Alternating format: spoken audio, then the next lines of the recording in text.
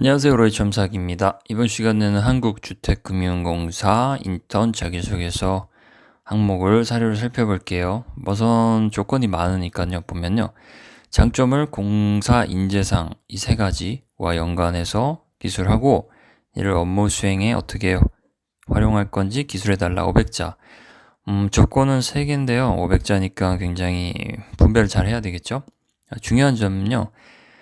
장점을 언급하면서 근거가 없으면 이제 아무 특색이 없어요. 아무거나 임의로 장점을 골라서 연관해버리고 그냥 그 업무, 여기서 업무 수행은 본인이 지원한 직무 관련 내용이니까요.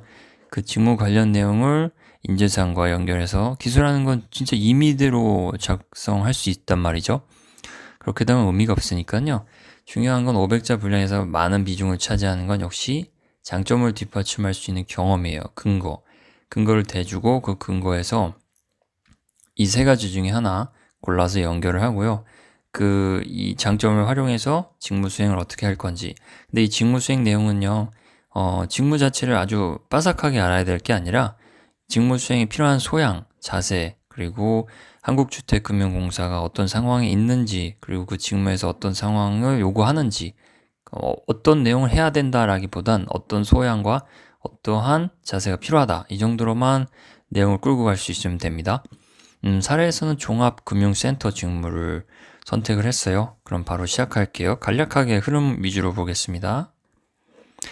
낯선 관계를 상호 협력의 관계로 만드는 친화력의 장점. 여기서 고른 게요. 화합인을 골랐거든요. 화합인과 연결될 수 있는 게 이제 친화력이잖아요. 이 친화력에 대한 근거를 보여주는 거예요.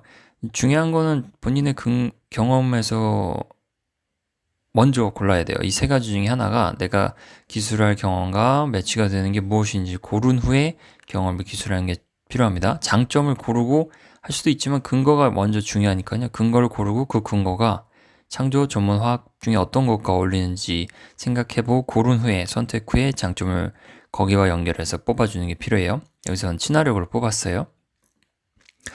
학과 동아리, 중앙도리가 맞물리는 분야가 많아 효율성을 높이고자 융합 시도. 그래서 효율성, 여기서 중요한 건 효율성이에요. 종합금융센터 직무를 선택한 후에는 이 효율성이 중요하겠죠. 업무를 각각 종합하고 또 배분하거나 이런 일들을 하니까요.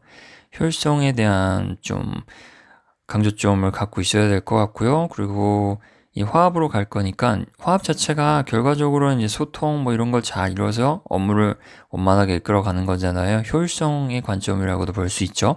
그래서 융합을 시도했다 여기까지 했어요. 근거가 쭉 나오는 거예요. 동아리 간 의견 차이를 조율하는 역할을 맡아 구성원 등과 소통, 만남 주성에 여러 차례 어울리는 기회 만들었다. 전체적으로 이제 화합과 연결이 되죠. 흐름 자체가 화합이기만 돼요. 학부 내용 자체에서 대단한 전문적인 직무를 경험하기는 좀 어렵잖아요. 게다가 인턴 지원 상황이고요. 그래서 학부 상황에서 이 정도 경험은 충분하다라고 볼 수 있습니다. 그 덕분에 동아리 합병을 원만히 이뤄내고 화합을 통해, 여기서 화합을 한 번 더 언급을 했어요. 내가 작성하고 있는 내용이 화합이야 라고 얘기를 계속 해주는 거예요. 읽는 이가 알아들을 수 있고 또 파악할 수 있게끔 안내하는 거죠. 이런 화합을 통해 행사학회 축제 등을 효율적 진행할 수 있었다. 그래서 한 번 더 언급을 해줬습니다. 효율성 이렇게 본인이 핵심 키워드로 잡은 게 여러 차례 등장해도 인상을 확실히 남기는 데는 도움이 됩니다. 너무 남발하면 안 되지만 맥락에 맞게만 배치를 해준다면 충분히 좋은 효과를 볼 수 있어요.